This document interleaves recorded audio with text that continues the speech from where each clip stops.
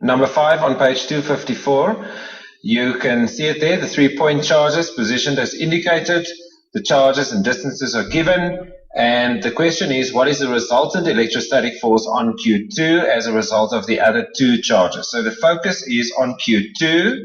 It is about what the other charges want to do with Q2, either attracting or repelling.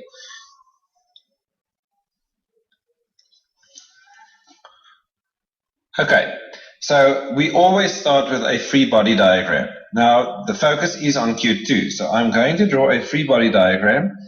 That is the force from Q1 on Q2. Since Q1 is positive, it will attract Q2 upwards. So that's the force of Q1 on Q2. Then Q3 is also positive. It will also attract Q2 to the right. So it's the force of Q3 on Q2.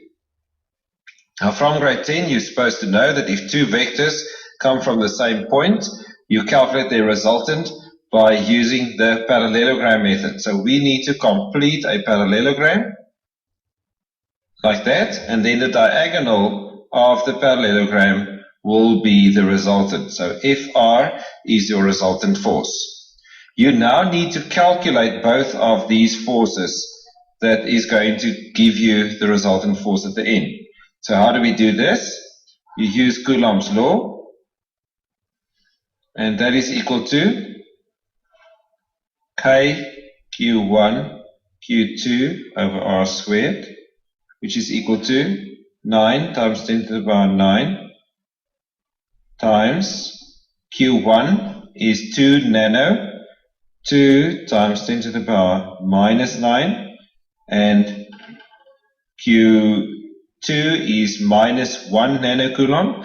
Now, since we have a free body diagram, you do not include the negative sign in the calculation. So it is 1 times 10 to the power minus 9. That is then divided by the square of the distance between them, which is 0.21 meters squared. Please remember to always use the meters for the distance. That is then calculated by using your calculator, and it is 9 times 10 to the power 9 multiplied by 2 times 10 to the power minus 9 multiplied by 1 times 10 to the power minus 9 divided by 0.21 squared equals 4,08 times 10 to the power minus 7 newtons, because it is force. Now you will most probably use the fraction function on your calculator. That is no problem, you will get the same answer. Then you also have to calculate the force of Q3 on Q2. Now that is exactly the same calculation, and I'm not going to include it now. You can do it and see that you get the same answer. The answer is 3 times 10 to the power minus 7 Newton. Right, so we see that we have a force Q3 to the right, it's that one, and we have that force upwards. Now we need to calculate the resultant of these two forces. Now that can now easily be done by using Pythagoras. So therefore, F resultant equals F Q1 Q2 squared plus, sorry, there's a square there, plus F Q3 Q2 squared.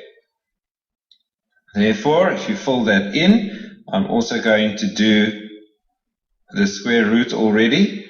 I have my Q1 Q2 as 4,08 times 10 to the power minus 7 plus 3 times 10 to the power minus 7 like that, and that must be squared. So then you need to type that in on your calculator. So there's my answer from the previous one. It is always a good idea to store these answers in memory. So I'm going to use this answer just now. I'm going to start with my square root, and I'm going to get my answer, square it, plus 3 times 10 to the power minus 7, and square that one, equals. Now that answer is 5,07 rounded off times 10 to the power minus 7 Newton. Right, but we are not done because we need the direction of this force, and that can easily be calculated if you insert in any place a theta. Now we usually work with from the north line from the north line clockwise. Right, so you can start with this angle since we are working in this triangle. Then the tan of theta will be equal to FQ1 Q2 over FQ3 Q2, and that will be equal to, now you just fill in your values from above, 4,08 times 10 to the power minus 7 over 3 times 10 to the power minus 7, and you get the tan inverse of that, which will then give you tan inverse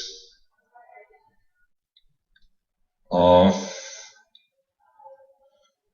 4,08 times 10 to the power minus 7 divided by 3 times 10 to the power minus 7. Close the bracket, sorry, not that one, and equals. You now get theta equal to 53,67 degrees. Therefore, your final answer is F resultant equals 5,07 times 10 to the power minus 7 Newton. And the direction is always given from your north line around. So we need to subtract this from 90. And that gives us 36.33 degrees. And that is the answer that the book also got on page 255.